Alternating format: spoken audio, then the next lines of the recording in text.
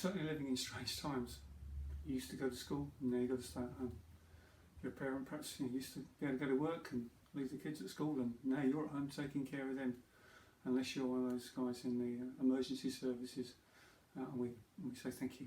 Now, when things get thrown up in the air and we're just so uncertain, it can leave us worried, anxious, not sure what's going on. Now that anxiety, to some extent, is perfectly normal and natural. It's part of who we are as human beings. It's part of what your brain does, that searching around, looking what's going on, what could possibly present a threat, what could be a danger, so we can respond quickly. But sometimes it can become overwhelming, that anxiety, that fear of what might happen, what we think could happen, becomes overwhelming. And perhaps it's helpful to understand what's going on in your brain, in my brain and in your brain, when we're getting anxious.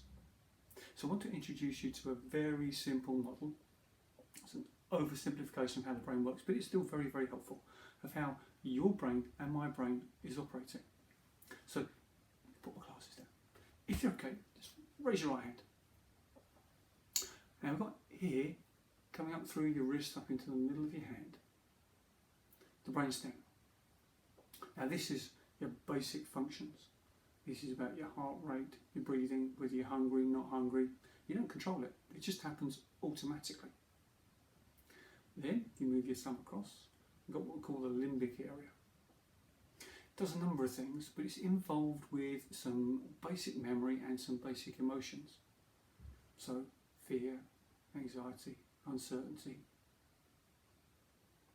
And when you put these two together, that's where you have our fight, flight, freeze response. Something happens, need to react. Sense danger, run, hide, prepare to fight. Coming over the top of the brain, new part of the brain, we have over here the frontal cortex, prefrontal cortex. This is the part of the brain that enables you to understand who you are, creates that sense of you. So this part of my brain, just behind here, that helps me to understand who I am, who is David Perridge, what do I think, what do I believe, what's important to me. It also helps me to understand a little bit about what maybe you're thinking, you're feeling. So this part of the brain allows us just to think about things just a little bit and to consider what our response might be. Now what happens when we get anxious or we perceive a threat, we think there's something dangerous out there, is that we flip out it. That thinking part of the brain, it's gone. What we're left with is this bit of the brain here, which reacts. And that's really important and can be life-saving. You're walking across the road and a car's coming along, and it's coming along quite quickly. You can't stop to think, well, do you know what, is that car going 35 miles an hour or 40 miles an hour? And if it's 40, will it get to me before I can get to the other side of the road? No, too late. You need to respond, react. Not time to think, it's time to do. Whether that's to fight, to run, to freeze, so whatever the danger is doesn't know you're there. And that's okay in a real life emergency perhaps, and for much of the time. But the trouble is, your brain, my brain, also responds to what it thinks is a threat in the same way, rather than if it's necessarily a real threat, like a car coming down the road or a big lion chasing after you. So I might be worried about something, think there might be a threat, and I panic, and the brain releases chemicals that get me ready to run, to fight, to hide. So you might have noticed it when you get anxious before. Maybe your mouth gets dry, maybe your muscles get a bit tight, your chest gets tight, ready to react.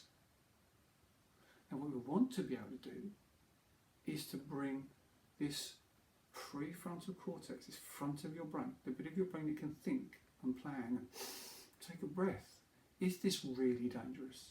Do I need to do something else? Maybe this isn't quite as dangerous as I thought. I want to bring this bit of the brain back into play.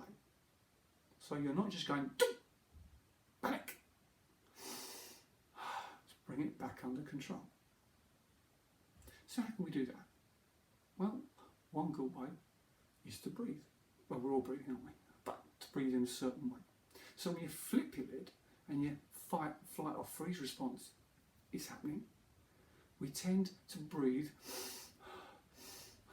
It's quick and it's shallow. We're using what's called the sympathetic nervous system. And what we want to be able to do is to engage something that's called the parasympathetic nervous system. That's our calm response. And we can do that in a fairly simple way. The moment you notice, oh, I flip my head, I'm getting anxious, I'm uptight. Think about it. What do you notice first? Is it a thought in your head? Is it that you're aware of that tightness in your chest? Whatever it might be. Notice what it is for you. And as soon as you notice that response, I'm getting anxious, just take 4 slower, deeper breaths and bring that prefrontal cortex, that front bit of the brain, back into play. So,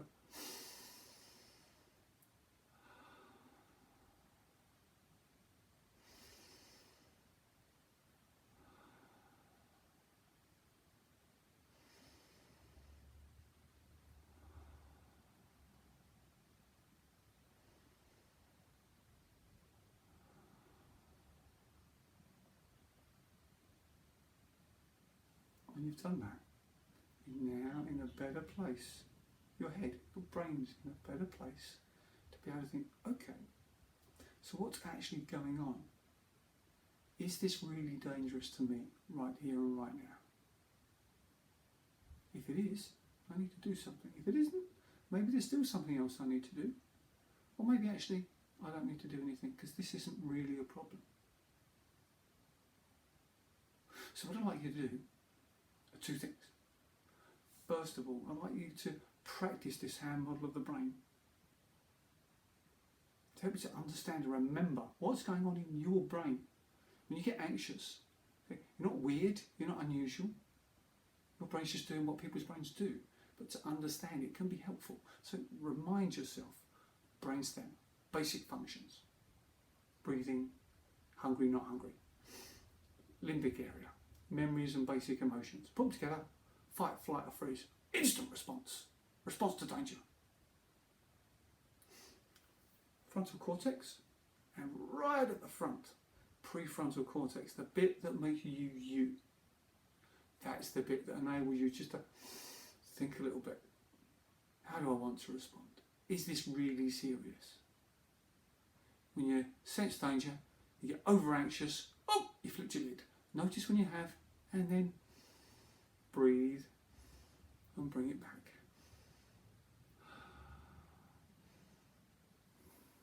Now what do I need to do?